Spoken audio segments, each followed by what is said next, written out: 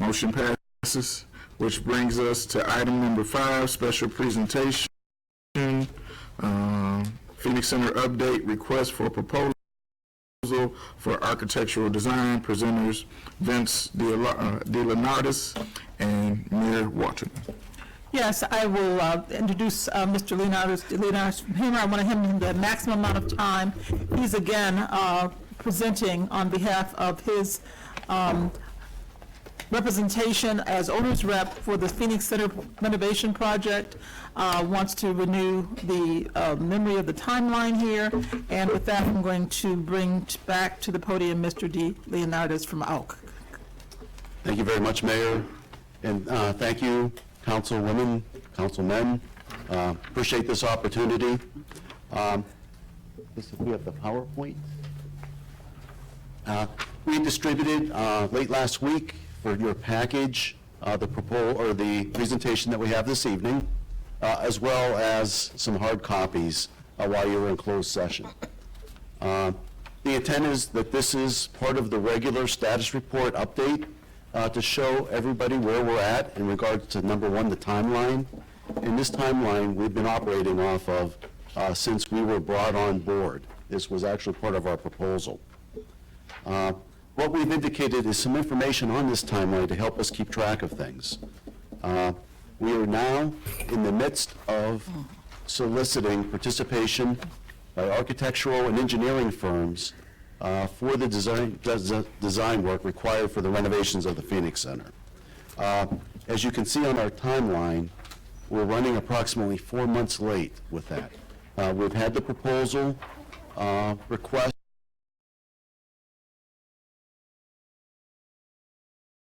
prepared. That was distributed to City Council back in, I believe, late July. So you've seen what we're getting prepared to go onto the street. We've been soliciting interest with the architectural firms. We have 5 firms that are very interested in the project. And once it's posted, working with the city, the DPW director will have that out for firms to review and then help prepare their proposals. So with that, our intent is to pick up a month during the procurement process.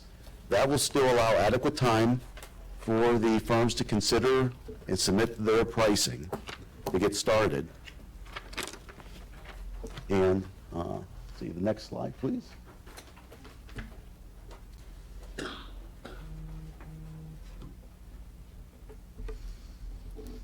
Okay, so that is our timeline, but it's always going to be, our goal to try to provide as much time as necessary for the actual bidding and execution for the project.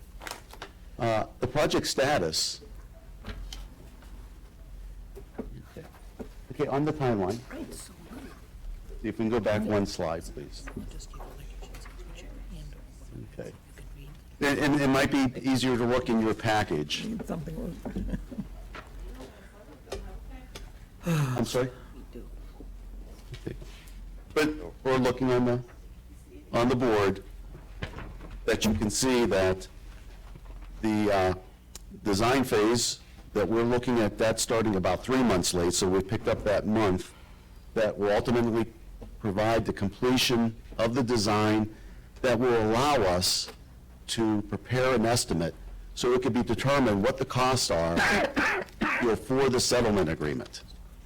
And then determinations could be made actually on that scope of work before any commitments are made to having the work bid. If we take a look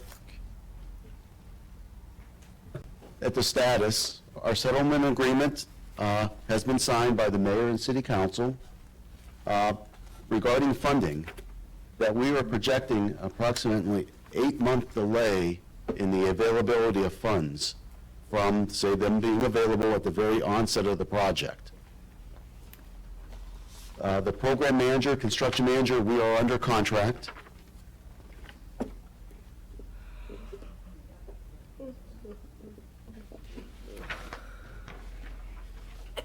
Okay, and the phase that we're at right now is issuing the RFP for the architects to prepare their pricing.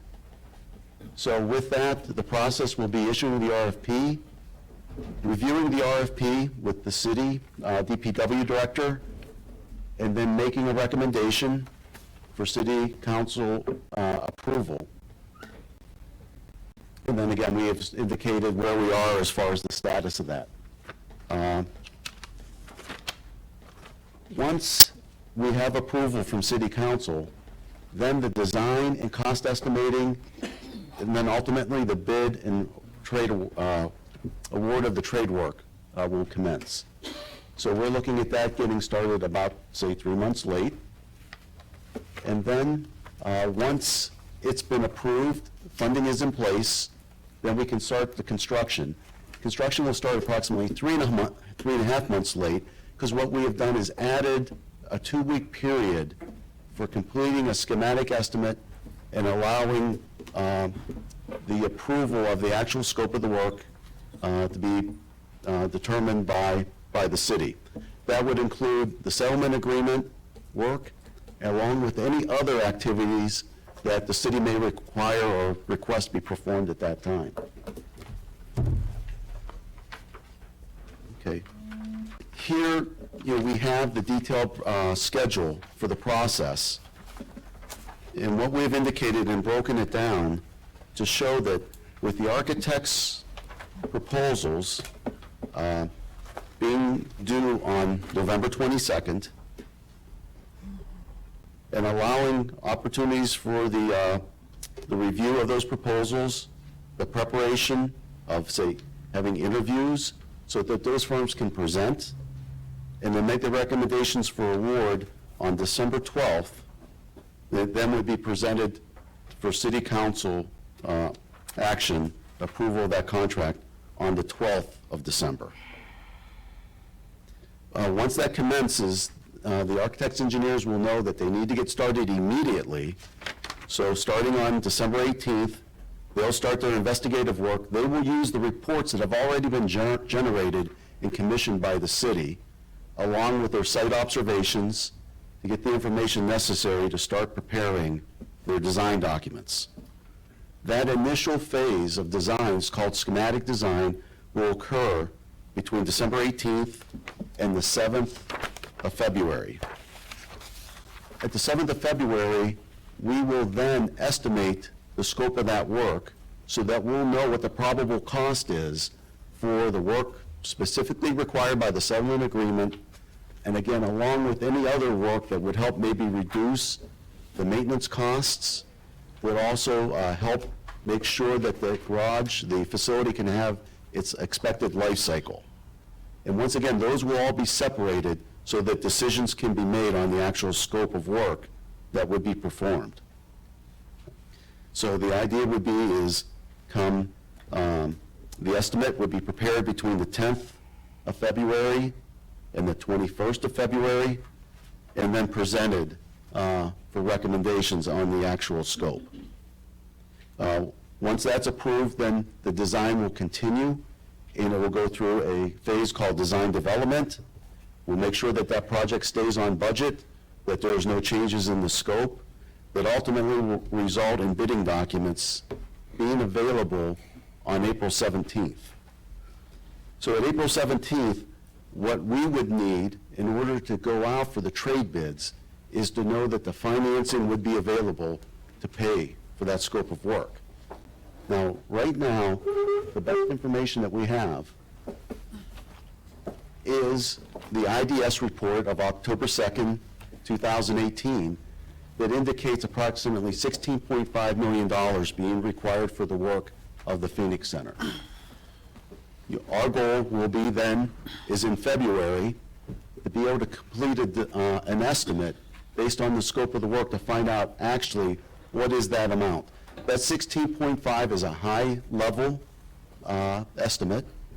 It's based on a complete scope of renovating the Phoenix Center facility in its entirety.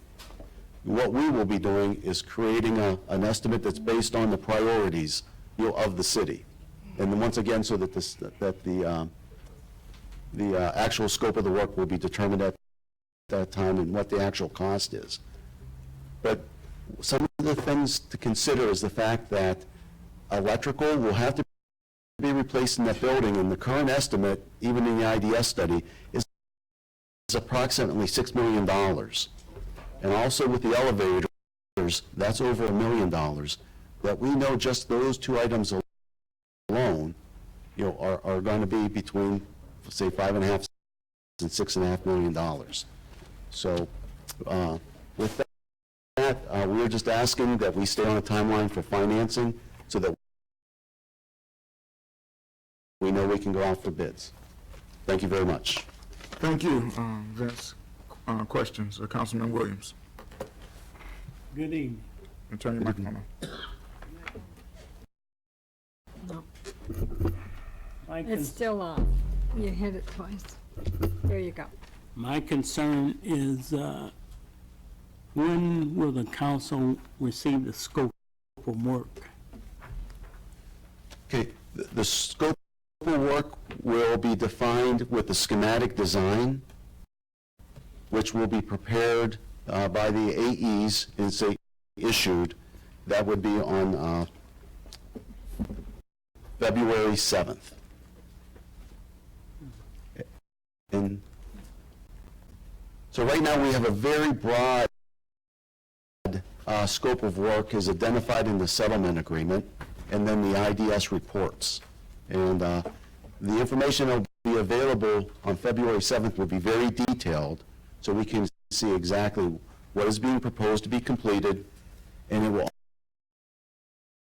also be identified, is it directly related to the settlement agreement, or if it's those activities that will help enhance or reduce the maintenance costs over time, and then maximize the life cycle of the facility.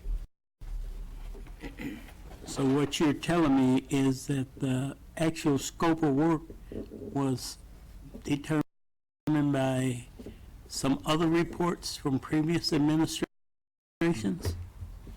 The IDS report was issued on October 2nd of 2018. This administration. I'm not sure where that coincides with administrations. That was last year. That's this administration. Okay.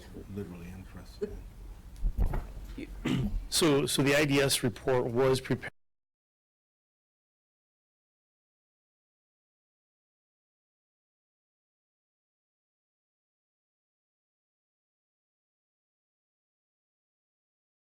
have to come out of the general fund. That's $1.5 to $2 million. That could be 10% of our surplus would be used to hire them. Alternatively, we can go to the market, we get the bonds, and the payback of the bonds is structured over time so that it will be paid for in a balanced budget and therefore will not have any impact on our surplus, and our surplus can continue to grow. I think all the citizens, if they understand that, and I think they do, I think that's why in polls they have repeatedly shown that's the route they want to go for. And when you think about it in that way, it's very understandable that we could use that surplus for a lot of other purposes that we know the citizens need and want. Right. Thank you. Attorney Chubb, in your professional opinion, would you ever issue a survey that gave out raffle tickets to a concert as scientific data? And would you consider less than 400 people representative of the citizens of Pontiac, in your professional opinion? Would you bank on that? I don't have a professional opinion on surveys. So what I'm saying is you just quoted the survey as if it was gospel. I just want to make sure that you would use that survey to make the decisions in your life on $19 million. You would use 400 people that wanted to go to a Raheem Devine concert. Those were the people that responded. I don't know what the basis for that was. Okay.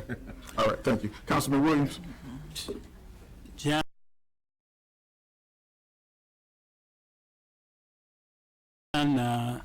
you mentioned $6 million for electrical only? approximately. That's an estimate based on the What part of IDS that report. $6 million is for the Edison power coming into the substation, that structure? I believe when the original vandalization was done, that was about $327,000 for just to bring the power back into the building. And then we would have to provide all the switch gear to change the power to where we need it to be. Okay, thank you. It's just amazing to me that you can get in a building and still 13.2 volts and the switch gears and nobody see nothing. Do it at That's night. amazing. Do it at night. Start. Thank you. Anybody else have questions? All right, we're going to move on to item number 6. There's no. Thank you. I'm going to introduce again Mr. Tony Jubb, who has, that's item number 6. Yeah, okay. Medical Come marijuana? to the podium, and under the medical marijuana ordinance, there is to be a medical marijuana commission appointed. The rules have to be approved by the